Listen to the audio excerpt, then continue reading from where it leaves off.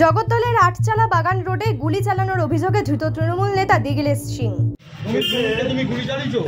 এলাকা দখল ঘিরে শাসক দল তৃণমূল কংগ্রেসের দুই গোষ্ঠীর কাজিয়ায় মঙ্গলবার রাতে তপ্ত হয়ে ওঠে জগদ্দলের আটচালা বাগান রোড এলাকা। গুলি চালানোর অভিযোগে জগদ্দল থানার পুলিশ ভাটপাড়া শহর 2 তৃণমূল কংগ্রেসের সহ সভাপতি দিগিলেশ সিংকে গ্রেপ্তার করেছে। অভিযোগ, তৃণমূল নেতা দিগিলেশ সিং ও ভাটপাড়ার 18 নম্বর ওয়ার্ডের তৃণমূল কাউন্সিলর সুনিতা সিং এর পুত্র নমিত সিং এর মধ্যে বহুদিন ধরেই কাজিয়া চলছে। মঙ্গলবার রাতে তৃণমূলের ওই দুই গোষ্ঠীর মধ্যে বিবাদ চরমে ওঠে। বিবাদ ঘিরে আটচালা বাগান রোডে গুলি চালানোরও ঘটনা ঘটে বলে অভিযোগ। জগদ্দল থানার বিশাল পুলিশ বাহিনী ঘটনাস্থলে পৌঁছে তপ্ত পরিস্থিতির সামাল দেয়।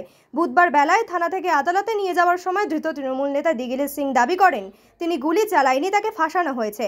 আর এলাকার অপরাধীরাই তাকে ফাঁসিয়েছে, কারণ তিনি অপরাধ বরদাস্ত করতেন না। তাকে ফাঁসাতে পারলেই অপরাধীদের দৌরাত্ম্য চাঙ্গা থাকবে বলে দাবি করলেন ধৃত তৃণমূল নেতা।